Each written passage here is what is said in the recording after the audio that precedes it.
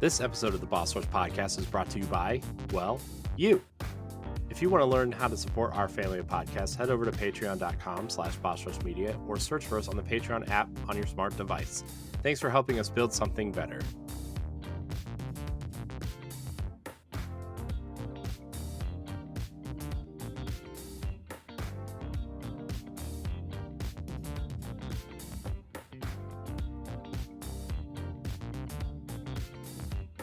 Hello, everybody. Welcome back to the Boss Rush Podcast, a great place to play games and be better. I'm one of your hosts, Corey Derrick, and alongside me, as always, is the PC muscle race himself, LaRon Dawkins. What's poppin'? Hi, LaRon. Hey, Corey. How's it going? You know what I've noticed the last few weeks, LaRon? Is that your hair is finally coming back and taking shape.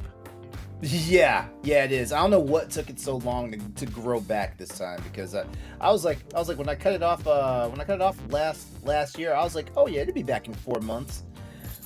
Nope. 19 months later. Nah, that's an exaggeration. Like I forgot, when did I do my? Wait. It was sometime last year. Yeah, because let me see. My boyfriend went to California and decided he was going to stay for an entire month, and he swears I did it, because he was gone, and it was like, no, you are not the reason why I did this to my hair. Yeah. Today. Well, look, today. Well, LaRon, I'm glad it's back, and I'm glad you're here. Yeah. Like and I'm letting it do its thing more naturally. Like, I'm not trying to do a lot of like chemical like stuff, this time. I'm just trying to do it more naturally. So, who knows, like I would with my hair type, I would love for it to like go a certain way, but it's not going to go a certain way, but I've embraced it because you know what? That's the kind of thing we do, like be happy with our bodies and skin that we're in. Speaking of happy, I'm also happy to say that the mad pharmacist herself, Stephanie Klimov, is also here. Hello, Stephanie. Hey, you guys know that there's two types of people when they take drugs. The one type enjoys the drugs as the drugs are intended. This could be medicinal or illicit. And the other type has the completely opposite reaction where they freak out. I think that's what's happening to my cat. So she was put under anesthesia to get her infected teeth pulled out. And they're like, she's going to be really tired and she's not going to want to eat. Just let her rest. She might not be like herself. I'm like, okay, it's fine. I take her home. Her pupils are dilated. I don't know how much fucking medication they gave her. And she's paranoid as fuck right now. She is just like, the slightest sound, she just like pieces out. Like, she won't let me hold her at all. She's wigging out right now. Happy to be here. Your cat's a narc. Speaking of narcs, that voice you hear is the man, the myth, the legend. Matthew Keel is back. Hello, Matt. Hi. How are you? Yay. Great. How are you? Is the real question. I am in a dungeon. It's Bagel and I down here. This is the first video recording I've done in the new digs. And I'm about to be a father, y'all. Ooh, yeah, all right. Literally at any second, really. Yeah, I was telling Stephanie before recording, like we're having Braxton Hicks contractions. We are 35. We are 35 weeks in, and we think this boy's coming early. Yeah, so, the first one always comes early. Let me tell you. Just telling you. I feel like that's a weird meta commentary that we didn't need to know, but thank you, Corey. Well, you take that what you will. My son came exactly on time, so don't worry. You never know. I mean, I'm more worried about aspects of his arrival than whether or not he'll show up. So that's he'll show up eventually. That's as far as I'm going to go into that, just because I got to respect the partner's wishes and not get into too much details. So, gonna be we picked out a name. Ooh. Are you going to share or are you going to wait? No, I'm not going to share. We're going to wait. Everybody's asking, and I think my coworkers are planning a baby shower, and they're being super, super not stealth about it, despite their best efforts. Not stealth about it. Yeah, they're like, so do you have a name yet? Or is it still too early, or is it subject to change? And I'm like, no, we have a name. Subject to change? I'm like, no, we have a name. We're just not saying yet. And they're like, oh, okay. And when's she due? and she's due March 8th. But You know, if you would have just held it in one more month, our kids could have had the same birthday, Matt. which one is this, Riley Miles' birthday is March 31st. I don't like the way that held it in sounded. Well, you know, again, take with it what you will. I said what I said, and I can't put it back. So, just like my kids, am I right? Can't put the toothpaste back in the tube on that one. Well, I do threaten my son that I would return him to the hospital if he wasn't behaving. Yeah, but then if TikTok has taught us anything, he could just say, "I'm supposed to contact the manufacturer," and that's you. TikTok. Burn. So, yeah. So before we get started, we've kind of we didn't reformat the show, but we've really nailed down a format this time, and it's gonna be awesome. You know, we've got a doc. It's got different fonts. It's got different size fonts. You know, it's great. And you brought me the hammer that destroys show formats. I did. So, you know, anybody playing anything cool before we kind of jump into our topics? LaRon, you've been playing Dead Space. I want to hear about Dead Space. Mm-hmm. I'm sure everybody else wants to hear about Dead Space. Okay, should I field questions for this or just start talking? Why don't you just talk, and if somebody has a question, they can yell one out, you know? Okay, all right. Well, cool. All right, so or Dead raise Space... their hand with the little raise hand button on the Zencaster. All right, so Dead Space remake, as everyone knows, like Callisto Protocol and the Dead Space remake were the games I was waiting for. I am not here to slander Callisto Protocol tonight. That's not my job. Not tonight. But the Dead Space remake, oh my god, it's basically everything I imagined it could be. It was going to be, and then some. I mean, like, a lot of the tweaks and changes they've done to it, you know, besides the fact, you know, I've seen some comments in certain places where I was like, it's just a reskin version of the game, of the original game. And if that's the attitude you're going to have, like, you're not going to appreciate it. I'm just going to say that right there. Like they've tweaked everything, you know, like the actual story elements, just the interactiveness of the game itself and things like that. I'm enjoying the actual tech side of it, you know, because I'm playing it on a PC. I'm enjoying the tech part of it because like there's like it's built on the Frostbite engine. So the Frostbite engine is utilizing all the native particle effects and everything that Frostbite's known for and stuff like that. And oh, really? It's a Frostbite game? Yeah, people like to shit on the Frostbite engine, but I remember when like they couldn't get enough of it back when like Battlefield Bad Company and some of those some of those games were out and stuff like that, you know. But man, like, the level of detail in the game is just freaking amazing.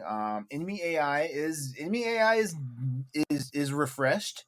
You know, it's crazy.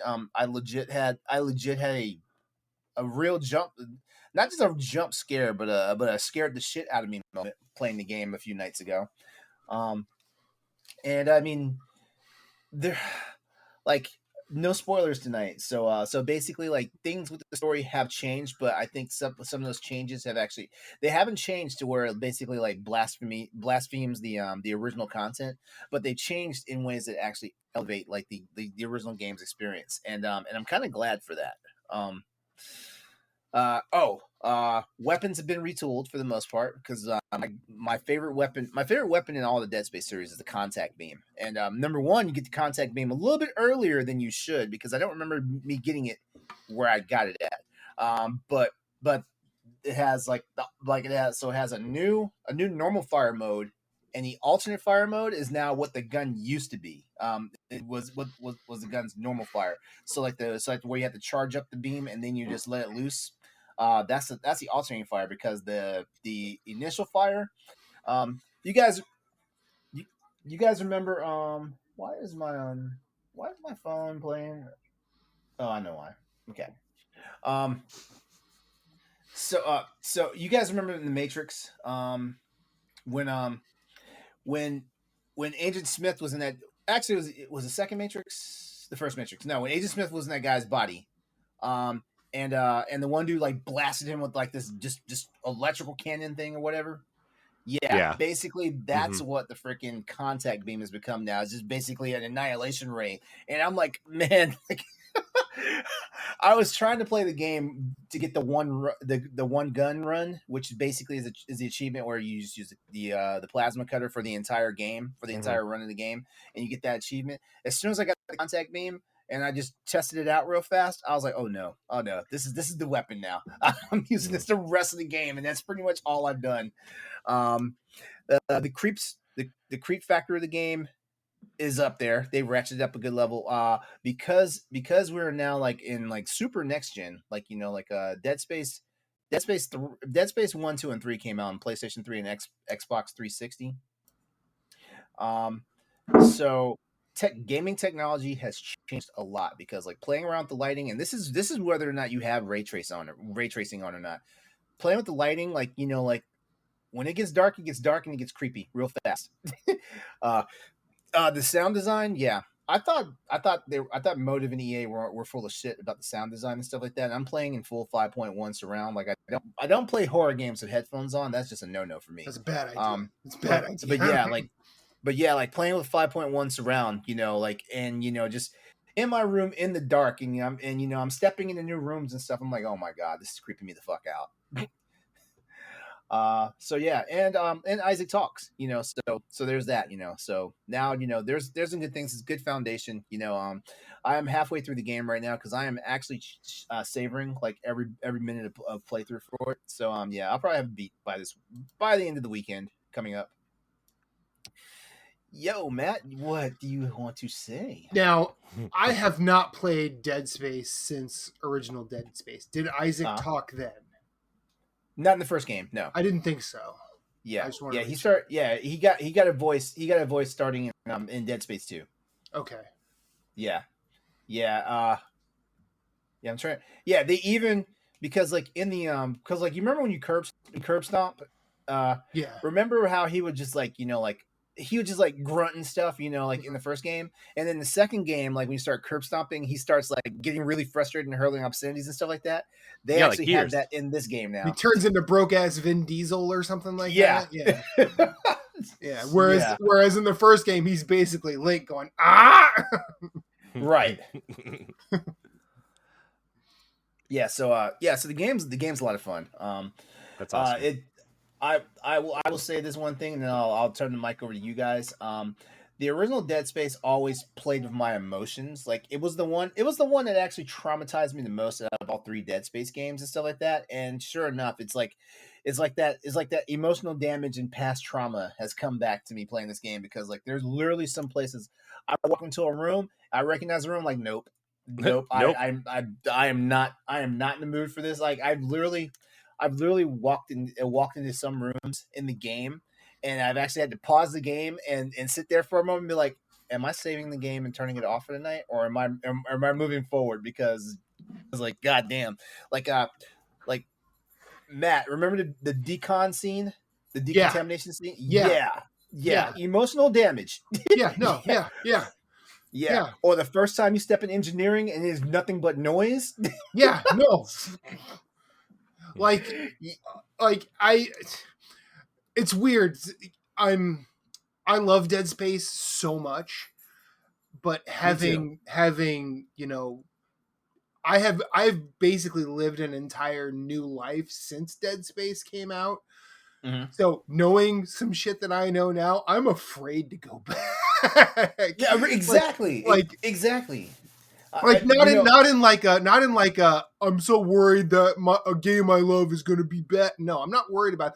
I'm worried about the trauma, the trauma that you went through playing the game originally, and I'm somebody that actually like I got to the point where I enjoyed Dead Space so much back in the day that I was speed running it. Like once I got everything, and of course, like all you have to do is like max out one weapon, in the level ups and stuff like that, and you're basically home free at that point, because New Game Plus, you just continue taking that stuff with you. But yeah. There have been some times where I get impatient and I start running, and then I'll start running. I get halfway down the hall, like, what am I doing? I don't know what's about to jump out anywhere, because like there are new scares, and that's another thing too. Like I forget what they call it. It was like a fear factor thing for the game, but basically like you step into a room and you can hear like Isaac's heart rate go up, and stuff like that. And And I'm like, I just stepped in the bathroom. Why is his heart rate going up? What is going? This is the I one gotta pee spoiler I will so give you. bad. This is the one spoiler I will give you because in the original game, nothing attacked you in the bathrooms. That is not the case now. Like that seems more like a public service announcement than a spoiler. Yeah, Bagel, protect me, Bagel, please. I'm scared. He's Hi, just, Bagel. he's just whining a lot, so he's getting held. So there you guys go. I'm turning the floor over back to you guys. That's the only thing I've honestly been playing. I installed Hi-Fi Rush last week, but that was the day before Dead Space came out, and there was no way I was going to have enough, enough of an attention span to even try that game out, knowing that I wake up the next morning and I'm playing the game I want to play. So yeah. Wait, so Dead Space has taken over even Monster Hunter? I've only played one thing in Monster Hunter, and today they actually dropped the information for Title Update 4, which new monsters, new events, and stuff will be happening on February the 7th. So yeah, like honestly, I haven't really played much Monster Hunter since Callisto Protocol came out. Like if you think from December 7th until now, February 1st, like there has not been much Monster Hunter happening with me. Nice. Stephanie, what are you playing? I know you're trying to play The Last of Us while the show's on. But... Yep, that's essentially what I've been playing. So, I mean, nothing really new. I finished up the main part of the Pittsburgh area, and I'm with Sam and his older brother. I already forget Henry and Sam, and we're just getting to the sniper part. So, still fun, still taking screenshots just for fun. The enemy AI is making it challenging. I hate stalkers. They're the worst. I hate them more than the clickers and the bloaters because they just come out of freaking nowhere. But it's funny. I was going through the sewer system, and I don't know if I didn't notice it before. Maybe it's because I played the game once, but like I can see their motherfucking heads poking around the corner and then back and then over and then back. And I'm like, I see you. I lift up my gun and then they're gone. And when you put in listening mode, you can't see them. I'm like, all right, well, now I just got to wait for them to run at me and blow their face off. So. So that's what I've been playing until next week, anyway. I know. What's next week? I actually don't know. Hogwarts Legacy is next week. Oh, okay. What are you playing, Matt? Monster Hunter. Lots of it. Lots of it. You hunting monsters? What's your master rank? My master rank is 130 something. Oh crap! You're coming up on me. Like that's like just, but that's just Switch. I started the PlayStation version. You're playing. Yeah. PlayStation. And okay. let me tell you, I put almost 500 hours total into Monster Hunter Rise, including Sunbreak. And well, I mean, it's over 2 years. It's not like I've just been mainlining it. Although I am settling into a point where I think this game is just going to be most of my year, mainly because I know it. It's the loop is relatively similar across the 3 different Monster Hunter games I have played in the past week. And Rise is just it's really fun on PlayStation. Rise turned out to be so fun. Like I loved World when it came out. Like I wanted to. 2018 was a monster of a year, so I didn't get to put near as much time in World as I wanted to. But World is wonderful. I've played that a little bit this week. I've also once again booted up Generations Ultimate on Switch, and that's a weird time. I can't go back to the legacy Monster Hunter games. Like too much has changed since World came out. Like I am probably going to grit my teeth through Generations Ultimate just because I've seen like the main Elder Dragon in it. Autel Call, I think is what it's. I think that's what. Autel Call, yeah. Which is just like I want to fight that thing. I mean, even if I go in, fight it, lose, I'll be like, okay, I'm done with Generations Ultimate. Just because, I'm like, goddamn, like Monster Hunter found a way to put Voltron in a game. Yeah, yeah. Like there's a podcast I listen to called the the Hunters Quorum, and they're going through all of the Pokemon games as well as all of the Monster Hunter games. Oh yeah. And I'm more interested in the Monster Hunter side of that, because the only thing I really like about Pokemon is the art. But when they talked about Autel Call, I'm like, okay, I have to see what this thing is. And almost immediately I put Generations Ultimate on my list of things to buy. And I eventually bought it, right before Sunbreak came out last year. Mm. And I've dipped into it here and there, but it's way different for Monster Hunters. Like, if you started with World and you're going back, there are some pains that you have to go through. Played World again. I still like World. I think I like World more now than I did. Yeah, I know, Bagel. I know. I don't know what's going on with him. I'm sorry. We just have to deal with him for a minute. But in World, I was leery about going back because when I first started Rise, I relied so much on the Palamute to get me around. But as I got through high rank and master rank, I found the 2 Palico setup was more optimal for my build. I'm a bow and glaive main, so the Palicos are a lot. 2 Palico setup is my bread and butter in late game Rise and Sunbreak, and that has translated really well to World, I think. So I'm probably going to be playing a lot of Rise. Once Sunbreak comes out on PlayStation, I'll be there as well. And I will put out the call. If anybody wants to play Monster Hunter with me, I would love friends to play with. Infinite_rewind on PSN. And especially if you're new, I won't really like try and bulldoze through everything. If you have any questions, I'll try and help out.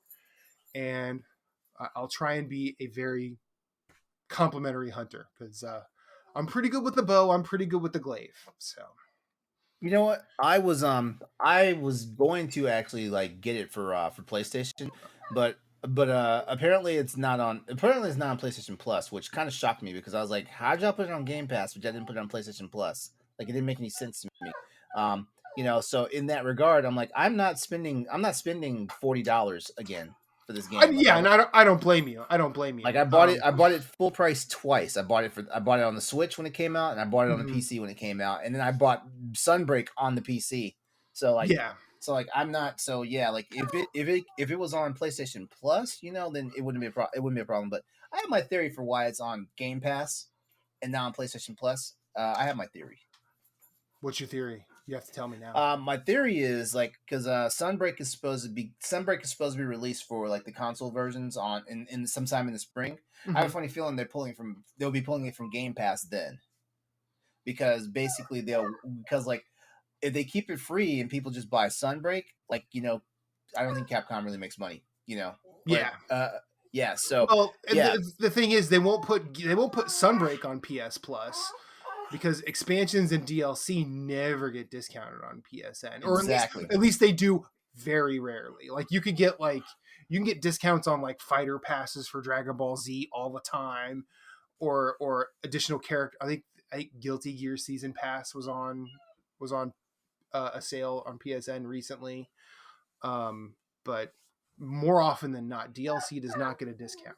All right. I need to mute myself and deal with my dog, because I don't know what the heck is wrong with him. I will be right back. Continue. All right. Well, I guess it's my turn. So I played the first 2 hours of Hi-Fi Rush, and it's really an incredible experience. If you don't know what it is, we talked about it a little bit last week when we were talking about the Xbox showcase, and they kind of shadow dropped this game onto Game Pass after the showcase. It's a third-person rhythm action game with some light platforming and collecting and stuff. It's $30 if you don't have Game Pass. It's really cool. The combat mixed with the rhythm stuff is really kind of innovative to how you do critical hits and stuff. The art style is really great. Chai is really a funny and cool character. And I think it's a game and a character that Xbox really needed right now, because obviously they've been going through some issues getting games out, and Right. we don't know if Starfield's coming out in the first half now, and obviously Halo's going through some turnover. And I just think this is a breath of fresh air for Xbox fans. The music is really fun. It's really great. 808 the cat is kind of becoming the unofficial Xbox mascot across all of their social media stuff, which is For cool. real? And yeah, I really like this game. The characters are charming. The bosses are cool. The boss battles are cool. It's just a great game. I highly recommend it if you have Game Pass, just to check it out. There's also a $10 upgrade for like a cosmetics pack, so you can kind of get cool skins for your characters, and some extra gears to upgrade your character. But it's not, you can play through the whole game and be just fine upgrading. It's more of just like a booster type thing. But $30, it's a great game. I really love it.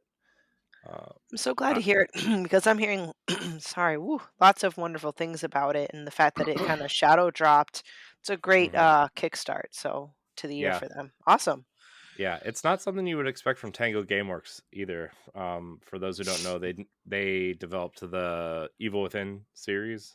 Yeah, Oh, their forte is horror games. Yeah, interesting. yeah. All right. Shinji Mikami is the producer on this game. Who I don't know if you heard of a little game called Resident Evil 4, but really famous for that game. Uh, so yeah, it's cool. It's great. What the hell is Resident Evil? I don't know, another zombie game. Oh, jeez, not another one. Apparently, there's 8 of them and a bunch of spin-offs and movies. Apparently, it's successful. Who knows? Next thing you know, you're going to tell me that there's some tall lady in it that the world spent a year thirsting after. Yep, they want her to step on you or something. I don't know. Whatever. I don't know. I do want her to step on me, though, just saying. Yeah. Remember when everybody got really upset when they made her a normal sized person in the multiplayer, because it would have been Oh, of really course. unfair? Yeah, no, valid. Yeah. Gamers are weird, man. Yeah. I've also been continuing my quest in Fire Emblem, but I don't really have anything else to say other than what I've already said Well, about are that you game. still liking it? I like it. I'm not sure if I like it as much as Three Houses. Okay. It's really hard, because there's not really any. There's some deviation from the main quest, but it's really just a straight up hardcore strategy game. And if you mess up, Mm. you're screwed. You can't just like power yourself over, at least where I'm at right now. And they took out all the social stuff from Three Houses, so that kind of bummed me out a little bit. That 'Cause sucks because that was like the special part of Fire Emblem Three Houses. Yeah, I feel like well, if I'm not mistaken, isn't the what is it? Isn't this a different team? yeah. Is it Well, the same team? Yeah. Koei Tecmo developed Three Houses, and this is Intelligent Systems, which Intelligent Systems is owned by Nintendo, and the kind of creator of Fire Emblem, really creator of Fire Emblem, Paper Mario, Advance Wars. So any type of kind of spin-off RPG you can think of, they've kind of done. Codename Steam is another game that they did. So this definitely feels like an Intelligent Systems Fire Emblem. So you think of Path of Radiance, Radiant Dawn, the Game Boy Advance games, Fire Emblem Fates, specifically Conquest, if you played that on 3DS. So that's what this feels like. It's fun. It's great. It's a great strategy RPG, but I wouldn't expect any of the bells and whistles that Three Houses had. Of, I mean, there's like a social space where you can go around and talk to people, but it doesn't really do a lot. You can still cook food to get bonus points for your partners and whatever, but like it's not the same, right? It's it's a very beautiful game, though. I do have to say that it looks a lot cleaner and a lot better than Three Houses, but I think you would expect that from a Nintendo internal team than a second or third party. So, but that's kind of all I'm playing. I kind of forgot God of War existed, to be honest, the last couple weeks. But you just fall out. You just fall out of love with it. I was never in love with it. I just, I don't know. I need to finish it, but I'll get back to it at some point. Oh, I forgot to mention. I beat Uncharted 4. The week Dead Space was coming out. Nice. So, Nice. yeah, so I've beaten 2 games in 2023. So yay, I'm off to a rolling start compared to rolling 2022. We got a winner here, everybody. If you want to be a Patreon producer, head on over to Patreon, patreon.com/BossRushMedia, and find out which tier is right for you. Our Patreon producers at the $5 tier or higher for this month are Adriel Munger, Austin Campbell, Celeste Roberts, Christian S., Sana Dierig, Francisco Santillan, and Rebecca Jewell. Thank you for your continued support.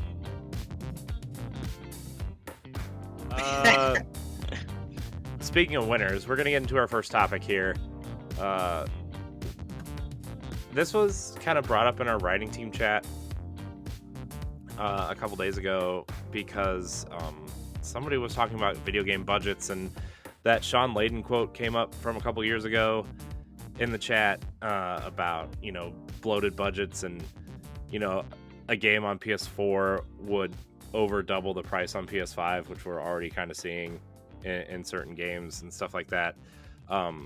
After playing Hi-Fi Rush and the releases of smaller titles like Pentiment, Battletoads, Tell Me Why, Grounded, among others, that release alongside massive games like Halo Infinite, Forza, Gears 5, it's been more and more apparent that video game budgets on AAA titles are becoming so bloated that if they don't sell 10 million copies or have a supplemental way of monetizing like a Battle Pass, Game Pass, seasonal content, etc., a major studio could be done after one failure.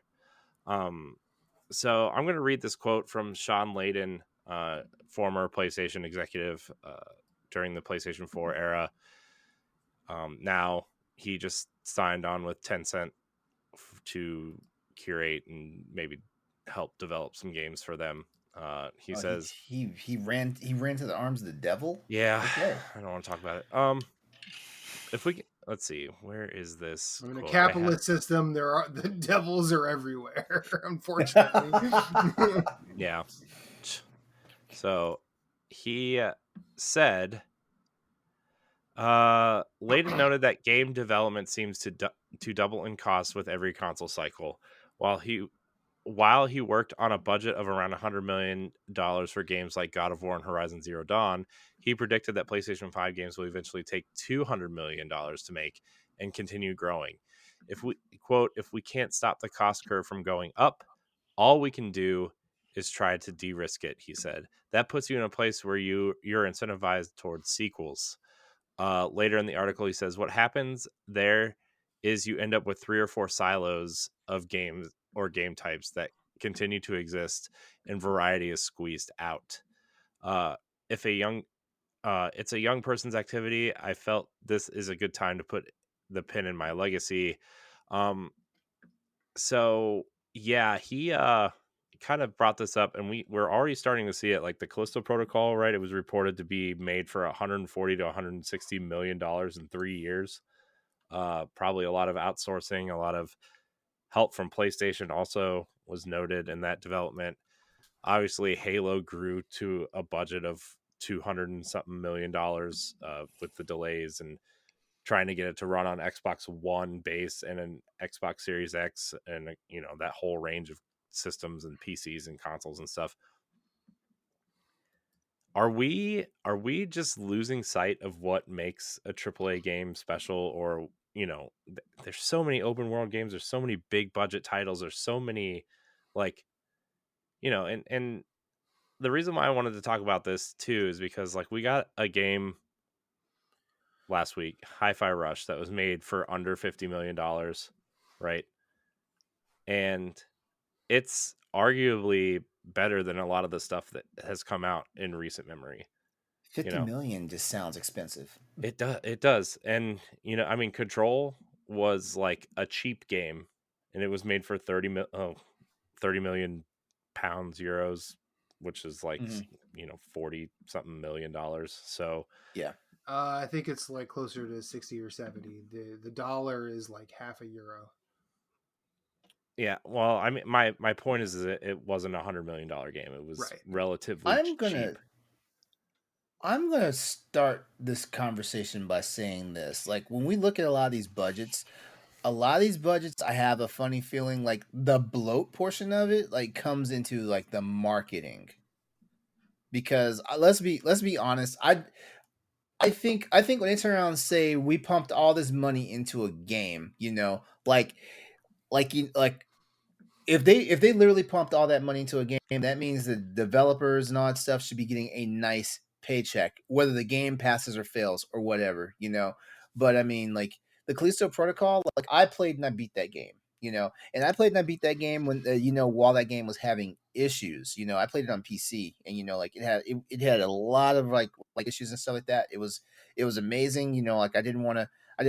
Wow, I see we found a way for me to start talking bad about Callisto Protocol, Nate. Because I said I wasn't going to do it earlier, but the major thing was I was like, wow, like this is the same people that made Dead Space. What is going on here? And I'm not sure if it's just like they're developing on next gen hardware, because like remember Callisto Protocol came out for PlayStation Series X, PS5 Series X, and PC.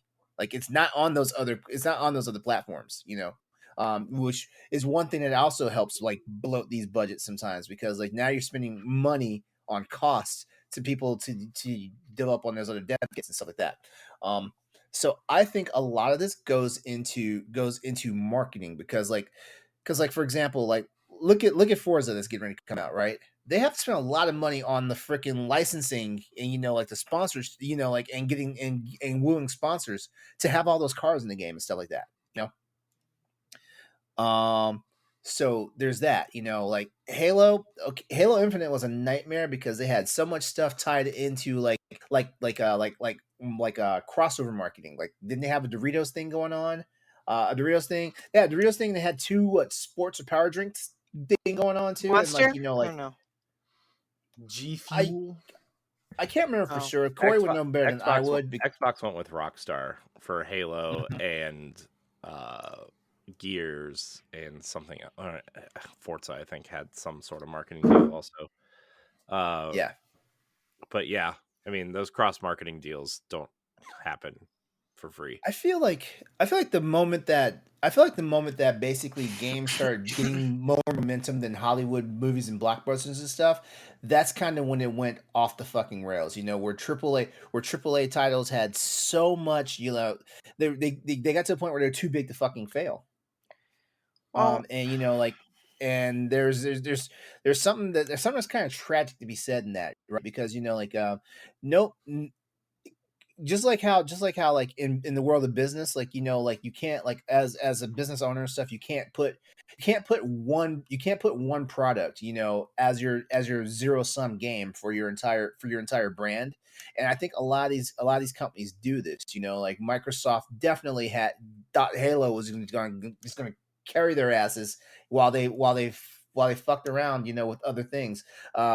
Sony, I can't really see where Sony makes their missteps at. They do make missteps and stuff like that, but Sony has like a strong like core of games and stuff like that. So where like if one game fails, it doesn't sting as bad for them.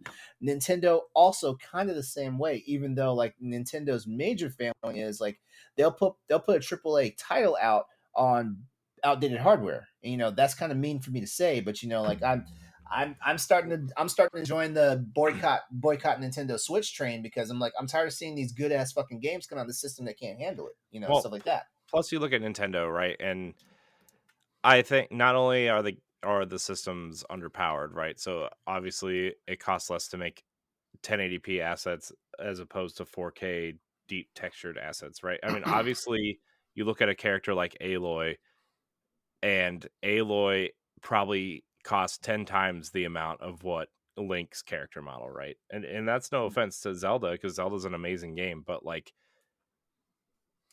just a character asset like that probably costs a fortune to develop, animate, produce, right? Then you go into the voice acting and the motion capture and paying Yeah. those actors, and you're paying the character, like the body model for the character to scan in and do all that. And that takes a lot of budget that Nintendo just doesn't use because they don't make games like that.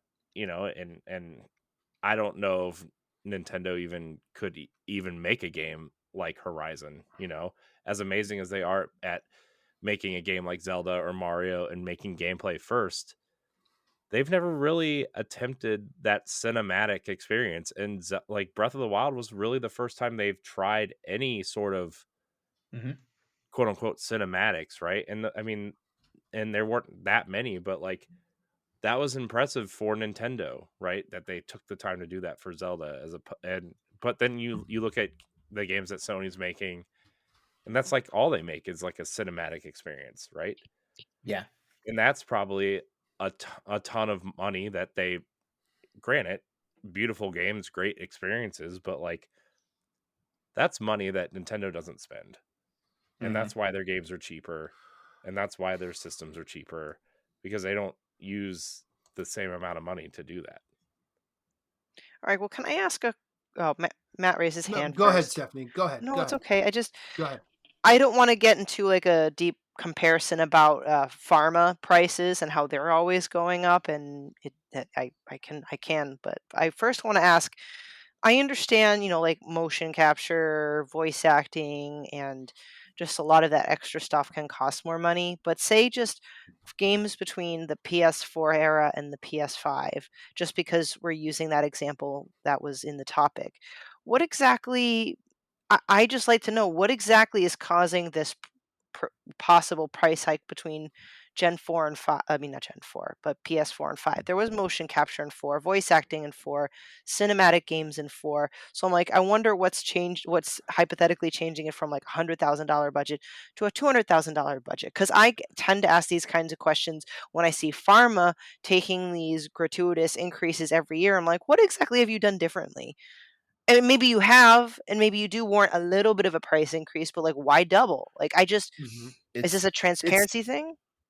no, well, it's transparent. They're saying, "Oh, this is how much it costs," but literally, like, it's a lot. It's all down to the tech. Like a lot of these games, even if the games are still being built on like pre-existing like game engines and stuff like that, there's still tech and R&D, involved in like how to make, like, because I can't remember. I think Dead Space remake right now. I want to say this is on the fourth iteration of the Frostbite engine. If I'm even saying that correctly, because Forspoken is I know for sure is on the fourth iteration of the Luminous engine, and look how that game is faring right now. Like it's dismal, and stuff like that.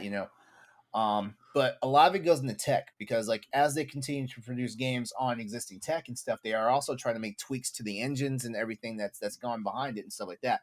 And that's time, cost, and money. Well, time, cost, and what's the I can't remember the word, but I said cost and money and the same thing. uh, but yeah, that's one of the major things right there.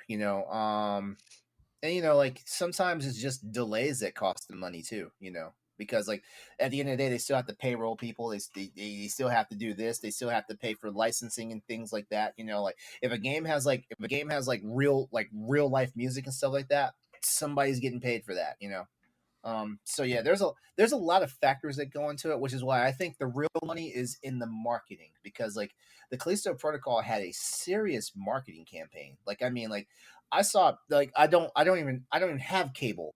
But whenever I turn my ad blocker off on YouTube and stuff like that, I was always seeing stuff for Callisto Protocol and some other, and just other games in general. But it's also because my algorithm is all video games now, so they're just gonna throw all the gaming ads and stuff at me now, and things like that. Um, but also, I think companies need to sit back and think sometimes. Like, don't throw all your resources in one thing. Crafton made a very big miscalculation using a brand new IP and throwing over 50 million, into its budget and stuff like that. I understand Crafton wants to be known for something more than PUBG. But at the same time, it's like you could have fractioned some of that money off and also been working on some other new IPs and stuff like that. But it's one of those things. Sometimes developers back themselves in the corners and stuff like that, which is why Halo Infinite came out the way it did, which is why the Callisto Protocol came out the way it did, which is why Forspoken is coming out the way it did. But then again, I've never trusted Square Enix. If Square Enix is making something for their Western audiences and it's not a mainline Final Fantasy game, they're not gonna do it right. They're not gonna do it justice. Like look at Nintendo right now with Pokemon. What's I forget the colors. Scarlet and Violet. Yeah, like look at that. Like that should have been an obvious home run for them. Well, I mean, they're making the sales though, aren't they? For Pokemon. Yeah, it's sold like 18 million copies. It's easy to make sales when they're super. That's all they care about, though, right? No, it's easy to make those sales when the market is super saturated with Nintendo consoles. It is, I want to say like not Nintendo. Really. Bayonetta 3 didn't sell 1 million units yet. That game was never going to. It wasn't going to. Yeah, that game. Bayonetta 2 sold over 4 million. Yeah, but over its lifespan. It didn't hit over 500,000 until it came out on Switch, though. Exactly. That's the thing. But see now, I'm gonna say a couple of things, but then I'm gonna get into what I want to say about this. How many people were absolute 100% Wii U haters, but then they picked up a Switch day one and then started getting all those games? Everybody. Exactly. Everybody except you and I, Corey. I mean, I'm not trying to speak ill of but I remember you and I both loved the Wii U, whereas a lot of people were like, "Oh, I played Breath of the Wild on the Wii U, and it worked great on the Wii U." The reason these things happen 100% of the time is, I'm going to say it, because gamers. Now, there needs to be a shift in the audience for this to stop mattering like it does. Will a tiny studio make that $50 million game that takes over the world? I don't know, maybe, but with Nintendo, I'm going to be the meanest I can. I don't mean this sincerely.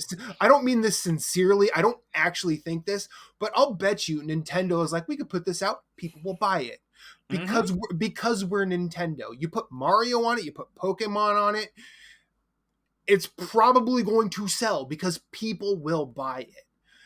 Getting to what Stephanie was saying about pharma, eventually someone's going to need it. And you need it, fuck you, pay me. That's how pharma works. Yes. Now, what Sony, Microsoft, in terms of the console space, I'm not even going to touch PC just because I don't know enough. PC is an anomaly. I'm just gonna say that. But see, it doesn't matter what happens on PC because all games go there eventually. Legally or illegally, all games end up on PC. I wasn't gonna say it like that. I was gonna say in some way, shape, form, or fashion. There are people playing Bloodborne on PC as we speak right now. It's happening. I'm not going to name names. I'm not going to say they're doing the right thing, but it's happening. There are people that'll play Nintendo games on PC. Guess what? Everything's going to end up on PC eventually. Okay, I need to recuse myself from this conversation. However, my point here is Nintendo has the credibility, I guess we could say, or the cachet to say we could put out this not necessarily great iteration of a thing. People will buy it. And guess what? Fire Emblem came out. Corey bought it. Pokemon came out. How many kids begged their parents for Pokemon? How many age appropriate when Pokemon came out adults now play every Pokemon game? Oh, my son and I, we both got Scarlet and Violet so we could play together. Exactly. I'm not throwing shade at any of those things, but people will buy it. That's my Mhm. point. Like I got a question. Yeah. I got a question about the Pokemon Scarlet and Violet sales. Are these the separate units themselves, or is this combined? They're probably separate because they're two different SKUs. No, they're the Yeah. same. They count them as the same SKU. Okay. Oh, really? All right. Mhm. All right. So Another way Nintendo just skirts the. I'm gonna shut up now. but like, and EA, the console companies, the big publishers are looking for that. Well, we put this out, people will buy it. Unfortunately, none of their IP except maybe Final Fantasy, and that's a strong maybe, because those games keep coming out and they keep talking about how dog shit they do. So I don't know if the stats individuals at Square Enix are just like really expecting the heaven and earth to be shifted when a Final Fantasy game comes out, but they're trying to do that shit with. They tried that with what, the Marvel's Avengers, Mm-hmm. and then they've tried that with multiple IPs. They expect it with Kingdom Hearts, and it doesn't happen. And don't quote me on don't quote me on the numbers because I don't have them in front of me. I'm literally talking out the side of my head, but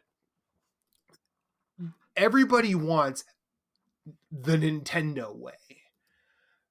They want to put out IP that people will just buy. Unfortunately, they are victims of time because Nintendo got in at the right time with the right, and it fostered the right goodwill. Yeah. And we are still doing this today with whatever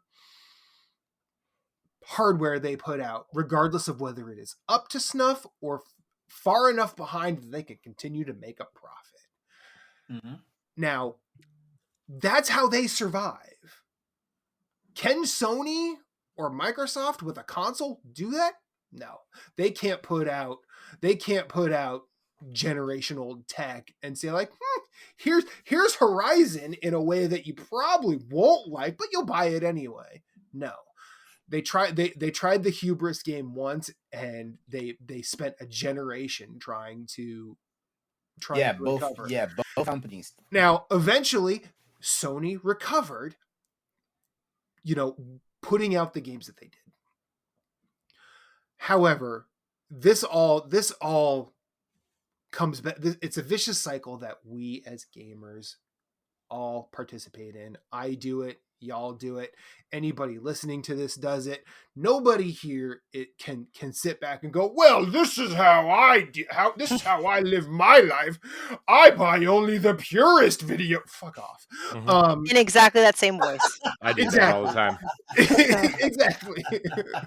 I play only the purest Mario Kart. I play uncut Smash Brothers.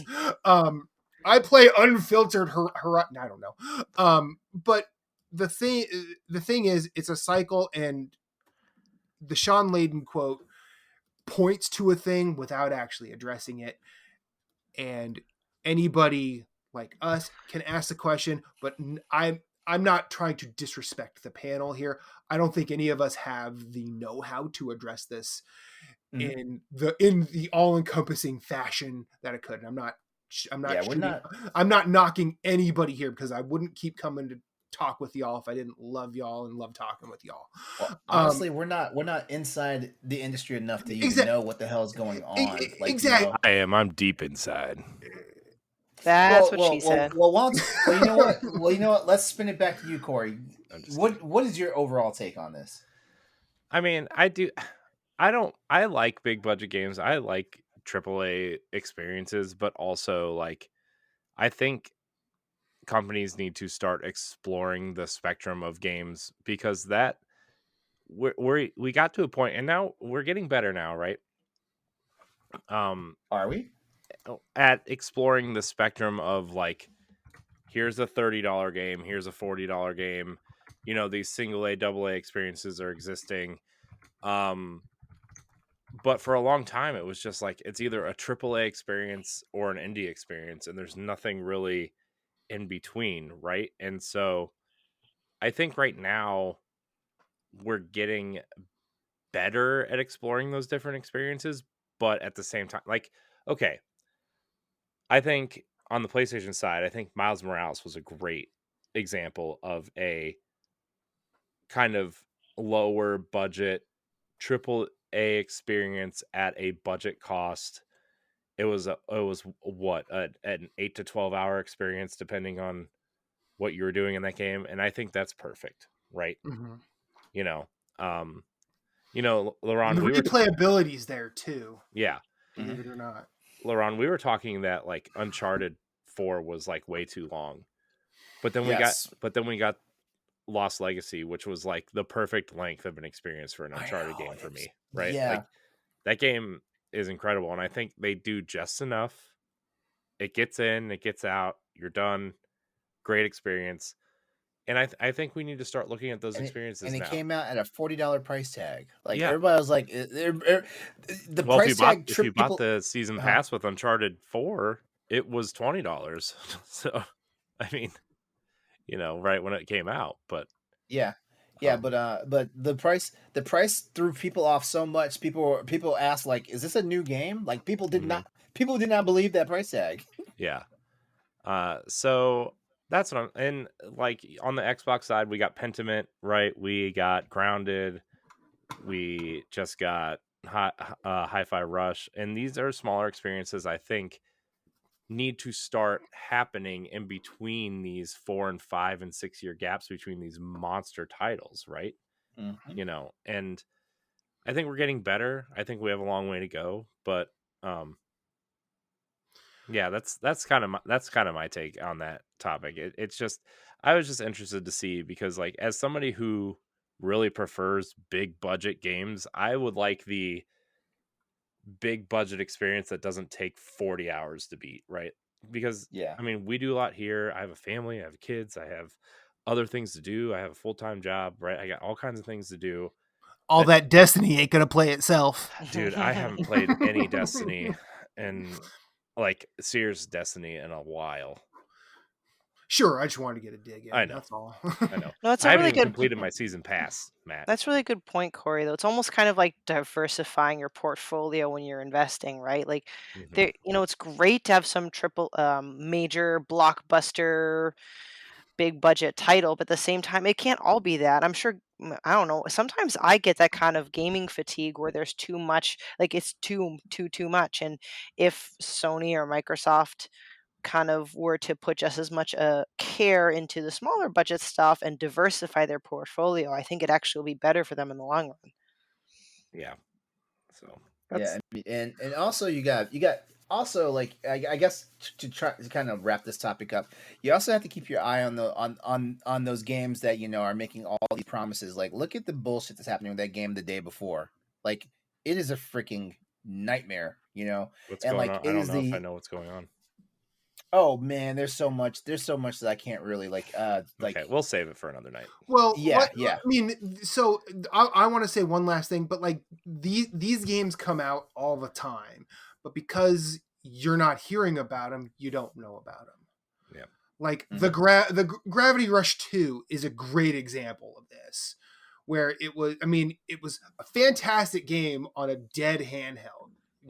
Gravity Rush 1. Ooh, that stings. Oh my It's god. it sucks. I still have Oh. my Vita right over there. I still have it right over there. I still fucking play it. Persona, baby. But like I just waited 10 years and bought it on Switch.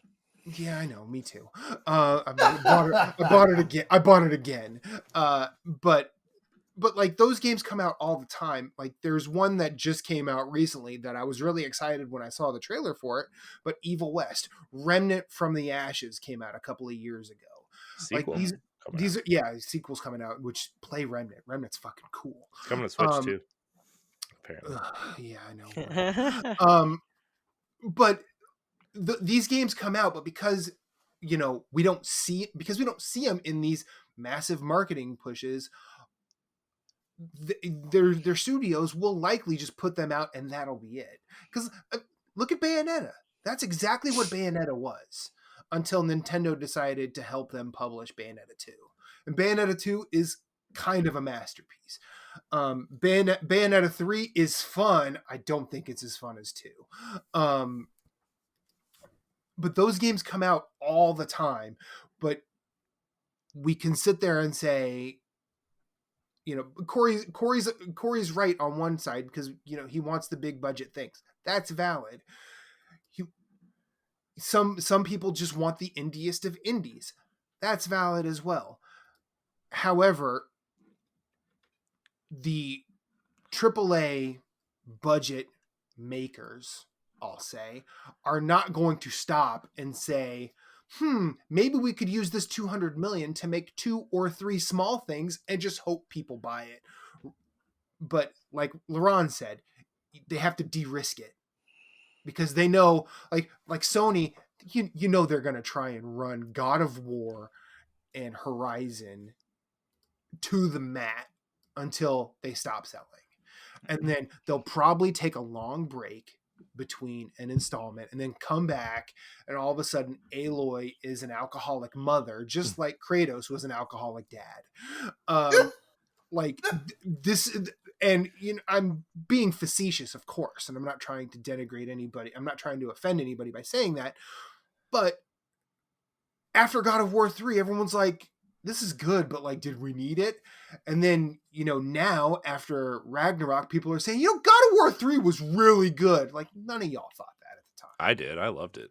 I'm just saying, that was before you and I met. But I also like Ascension too, but I'm not going to apologize for that either. Say that again. Whoa! I also like Ascension. Okay, new topic. It's time to move. No, what did you just? You also like what? I actually didn't. God of War Ascension. No, the prequel that came out right after 3.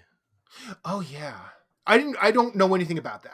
I played God of War 1 and I didn't really care, and then I didn't play another one until the reboot, which I thought was wonderful.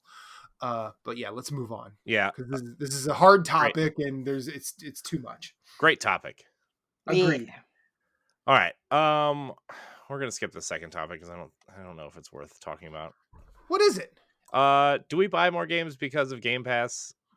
Because all right, we'll just get into it, I guess. So we could quick fire that one. Yeah, we probably can. So Phil Spencer came out and said in a recent interview, he also said this last year at some point, but obviously Xbox revenue is down like 12% and hardware sales are down 13% expected because, they don't put out games. Nobody's going to buy your box, right? I mean, that's... Gee, do you think? But Game Pass subscriptions are on the rise. They're actually up something like close to 10% over year.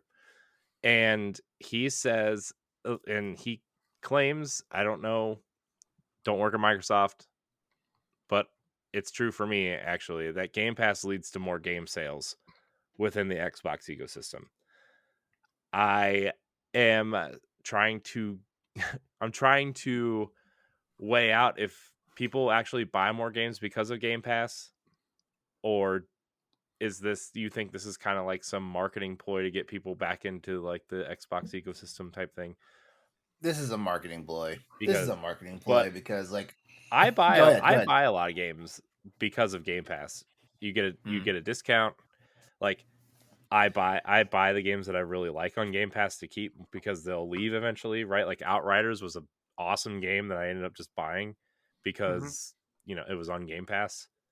There's been a few indies that I've played on Game Pass that I ended up buying, some of them on Switch, some of them on Xbox, right? Like, I just feel like there's some truth to this, but also, like, am I the odd man out because I've been doing this, And I know you guys don't all play on Xbox like I do, like as a primary box, right? But I think it's true but false for the exact thing that you just described, Corey. There are single games that will get a spike in purchases. Now, is this spike going to put them in the black for the year? Probably not.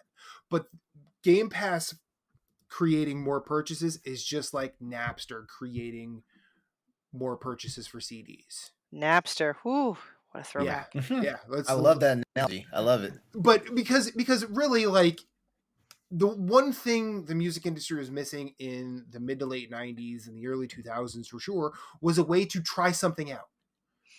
Like, MTV wasn't servicing the music audience very well. Mainstream radio was not serving the music audiences very well at all. What do you mean Total Request Live all summer playing the same 10 music videos didn't do it for you, Matt? Anyway, the marketing cycle on a AAA game isn't serving game audiences the best. Now, for someone like me, since about 2012, like I've been wanting different experiences than what I could play. Eventually that has led me to some dark corners of gaming. I have a Souls problem. I have a Monster Hunter problem now. That's not a problem. I now think about roguelikes way more than any sane person should. But that's because I took it upon myself to go look for those things, to try a new thing and then figure out what I liked about that thing and try and get more of it. In Game Pass, the potential for that to happen is there with Game Pass. That's one reason I love it. Am I buying games because I played them on Game Pass? I will say my experience is not the same as Corey's. There are a couple of games that I bought on other platforms because I would prefer to play them there rather than on my PC, because I don't have an Xbox. I just play Game Pass on PC. Like a game like Dodgeball Academia, that's on PlayStation, and I played that for 2 hours on Game Pass. I'm like, I want this on PlayStation, and I played it there, and it's wonderful. Play Dodgeball Academia, that game's great. But then there's also been games that like I wanted to try out but didn't want to fork out the money for. 12 Minutes, that game's fucking awful. Yes. Yes. And I'm glad I played it on Game Pass, because as an Annapurna fan, like that's the first absolute piece of dog shit that publisher has put out, in my opinion. So it's gonna be trade-offs. It's gonna be that statement is ultimately true, but for so many people, it's going to be false. Because there are so many people that'll say, oh, I can play it on Game Pass for free, which is actually not true. They'll play it there and then never think about it again. Yeah, I have to agree. I guess it really does depend, right? Because I just happen to fall in one of those camps as well. When I had Game Pass for 1 year, and for me it was like, I'm going to play as many games as I can for free, and that's it. And I've played 12 minutes. I actually tried to tackle a lot of indies so I could beat a full game in its entirety while I had Game Pass. And then you realize a lot of indies are fucking long too. Yeah, and just for me, like I know that having Game Pass allows for additional sales, which is great, but I actually never ended up buying a single game that I played on Game Pass. I mean, but I know it's just me. Right. What I say is, I've been subscribed to Game Pass for 3 years, and I've yet to buy a single game off of Game Pass, even when it has a nice discount. I mean, I didn't buy them off of Game Pass. I bought them on another platform. So. Well, that happens too, because like honestly, I don't like. I have Game Pass for PC. I just don't like Game Pass's ecosystem on PC. Like if the Steam version is available, I'll get it there. Yeah. Hi-Fi Rush. Like even though I installed the Game Pass version, I plan on buying the Steam version. Yeah. Yeah. Okay. Well, I was just wondering, because like I do buying it on Game Pass. Buying the Steam version. Well, and you know what? In all honesty, like most people, like just going back to what Stephanie said, like like most people, like they use Game Pass just as an engine to play more games and stuff like that. Which is there's nothing wrong with that. There's not. Because like I believe that's one of the things that Game Pass set out to do initially. Like that, I feel like that was the core reason why Game Pass out there, get people to play more games, stuff like that. It's a bonus if you want to buy the game and you get the Game Pass discount and stuff like that. Even though like most people just wait for these games to hit Humble Bundle, so you get like 11 games for $20, versus getting a 20% discount on one $70 game. Yeah. My itch library is 11,000 games deep because of bundles. Oh my holy! Oh my god! I only have a couple thousand. Jeez, I know. I know what you're talking about though. You said itch, and I knew exactly what you were talking about. Like now, have I played a lot of them? No. Because you look at that list and just analysis paralysis just basically ties you to the floor and you can't move. I played 0.001% of my itch library, Yeah. but you know what? If you're gonna throw out shit and he's got like 100 games for $1, guess what? I'm gonna go for it. Yeah. I'd buy that for $1. Exactly. God, I love when Matt's here. I love it. I know. I wish You were make here me more laugh, often, Matt. I genuinely love you guys. So thank you for Aw. allowing me to keep coming back. What's next? All right, so we're gonna skip the third topic because it's about Uncharted 5, and I feel like Good. Laron will talk about it on Crossroads next week. Actually, we voted not to talk about this one on Oh. Crossroads. Okay, well, I'm gonna say we don't need an Uncharted 5, but that's just me. oh man, That's see, what I was I gonna would say love too. to see an Uncharted 5, especially the way Uncharted 4 ended. But Yeah. anyways, as someone who just beat Uncharted 4, I feel like just like how I feel like the Last of Us could have and probably should have ended at Last of Us Part 1 with the way it ended. I feel like where Uncharted 4 ended, I feel like it's a good way to send it off into the sunset. I agree with you, Laron, but I also think Uncharted is too big of a franchise for Sony to let go, and selfishly, it's one of the like 3 or 4 major PlayStation franchises that I absolutely have fell in love with. So I selfishly wanted 5. Matt. And I'm just gonna say, didn't we just get done talking about developers need to try new stuff? Like Yeah. we just did Yeah. that. New Uncharted character, new protagonist. I mean, speaking of, I'll tell you this: if they make it a better fucking game, okay. But Uncharted sucks. I believe that. I stand by it. Whoa. Yeah. Throwing Go down. ahead. Go ahead. I think the characters and the writing are much better than the gameplay. But speaking of Uncharted with a female protagonist, let's talk about Tomb Raider's cinematic universe. Do we need this? I don't think we do. So, No. okay. Corey, Well, I've not played Tomb Raider. I know you have and love it. Oh, I love the new trilogy. Oh my gosh, especially Rise and Shadow are so good. And apparently they're making a 4th game in that series, but it's going to get a little rocky because I'll just read this excerpt that I wrote. Tomb Raider is on the move again as tech giant Amazon has purchased the IP from the Embracer Group for $600 million, about twice as much as Square Enix sold the IP in its Western studios in 2022. We know Crystal Dynamics is still set to develop the title as the script was seemingly leaked and eventually partially read aloud on a recent episode of Sacred Symbols, a PlayStation podcast, but it seems Amazon has bigger plans. The company announced that it wants to create a universe involving the IP in movies, TV shows, and video games, amongst other media. Crystal Dynamics is also working on Perfect Dark with Microsoft, so that's also worth noting that this team seems to be splitting its time. I guess it's a good thing the Avengers is shutting down. So why does everything need a cinematic universe, especially an IP like Tomb Raider with one central character? Like, do we need that? DC is also trying to do this across movies, TV, and games as well, even going as far as saying the same actor will play the character across movies, TV, video games, and extra media. That seems a bit extra. Revenue streams. That's what they're doing.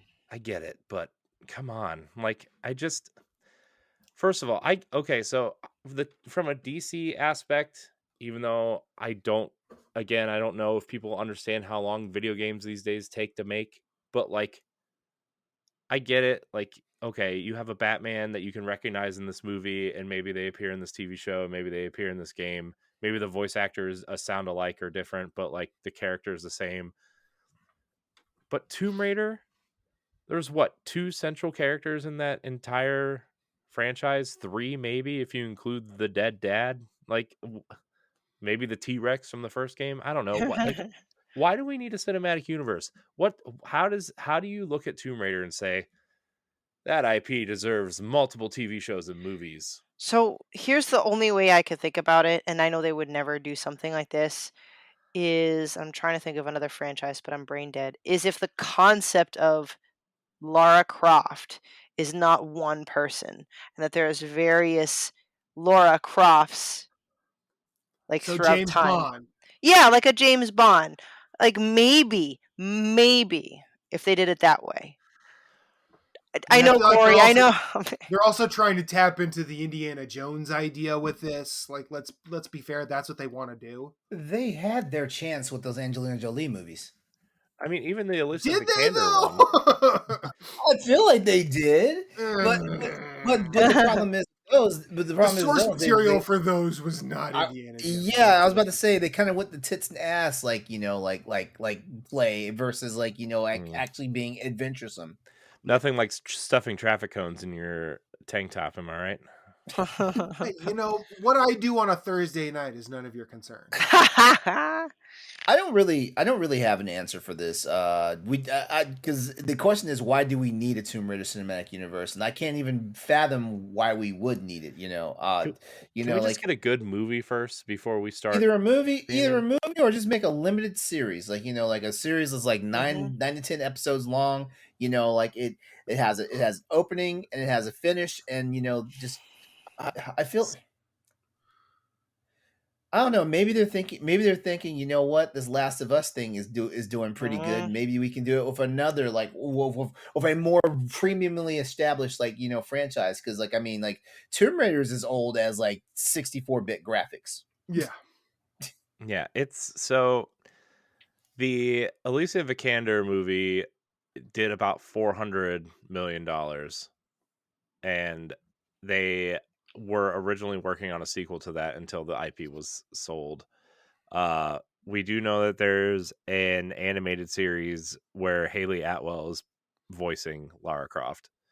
I didn't know about that. Yeah, that's coming to. Well, I guess it's going to be on Amazon Prime now. I thought it was coming to Netflix, but I'm not 100% sure how that's going to work now. We know it only gotten one season on Netflix if it came there, so yeah. So I think it's better off that it's not on Netflix. Fair. We know another game is in the works. Some sort of sequel to this, the Origin trilogy, as they called it. So, man, I'm tired of everything trying to be a universe. The Marvel stuff is getting too much for me. I'm enjoying it, but it's a lot, and then the Star Wars stuff is a lot. And Laurent, maybe you can answer this better than I can, but maybe the Star Trek stuff is also becoming that. And I know they're trying to, they're also, so this is also Disney is also trying to make National Treasure a cinematic universe. I don't know. Yeah, what is up with that? What is up with that? Because they had actually, I've heard that show is good though. That's the only problem though. I have too, and supposedly it's going to lead into the third movie with Nicolas Cage, but I haven't watched it yet. But as a fan of the first two movies, I can say we do not need a National Treasure cinematic universe. Okay, I know those movies aren't very good, but I really love those movies, especially that first one. It's so good. I need to know what's on page 47. Look, to pivot back to what you were saying about Star Trek. Star Trek. Here's the thing people fail to realize. Star Trek had a cinematic universe before it was the cool thing to be, because Star Trek at one point had 3 concurrent shows running at the same time. Don't they have 10 now though? Huh? Don't they have there's 5 right now. There's 5 right now thanks to Paramount Plus. But I just gotta say, last year was a wonderful year if you were a Trekkie, because as soon as one season ended, the next season started, and it was fucking amazing. And me and my friends, we feel like we're lost in a fog right now, because it's on break until the middle of this month. It's man, what are we gonna do? I would disagree with you. I think Star Wars had the cinematic universe first. I'll say that, because they also had the people that were writing novels. See, now hang on. We're talking about beta canon, right? And then eventually all a slippery slope. Eventually, when the intellectual property was sold for what, $2 billion, I don't remember. They said none of that counts. So it had a universe until Mm. that happened.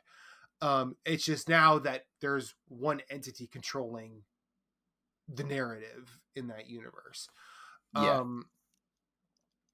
And you know what? I will play devil's advocate here and say there is a way they could do this. However, it's not talking about multiple things at once. It's about putting enough behind one thing. Just one. Make that one thing really, really good. Mm-hmm. And see if people want more. Don't even call it a cinematic universe. Just like say, hey, Amazon, we're going to make whatever the Tomb Raider thing is the best we can and see what happens. I don't think they're calling it a cinematic universe. I think that's just kind of what we've devolved into now when it comes to television. Right. Television and movie. But see, and then like, because like, I have a feeling they'll do a movie and then try and do a game tie-in to that movie, and then they'll try and do a show that is ancillary to both, and then it's going to go off the rails real fast if they're trying to do more things than Yeah. one. Like, get one thing right and then build on that. Yeah. It's crazy times, guys. Crazy Mhm. times. I do want to say I am really excited that Crystal Dynamics is developing a sequel to these Tomb Raider games, though, because those games are excellent. Even Shadow, which Eidos Montreal developed, not Crystal Dynamics, but it's still it's a fantastic trilogy, and I'm glad that they're kind of like, everybody kind of sticks to this quote unquote trilogy format, and then they feel like they have to reinvent the wheel, and not that I don't want Tomb Raider to be like a 10 out of 10, because I do, but like, if we got a Tomb Raider game that was as good as Shadow of the Tomb Raider every 3 years, a nice, 12 to 15 hour experience with like a bunch of extra things you can do if you want.